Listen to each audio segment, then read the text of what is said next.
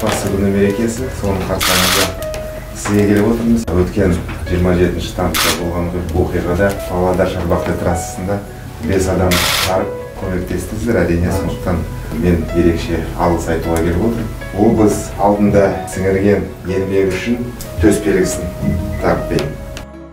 Алла разы болсын. Сіздерге рахмет.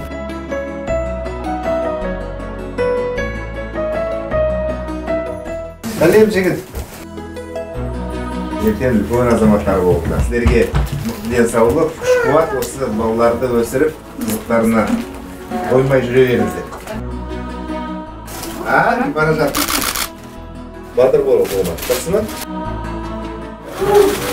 Спасибо. Ваши дети радовали вас каждый день, каждую минуту. Всех благ, семейного счастья.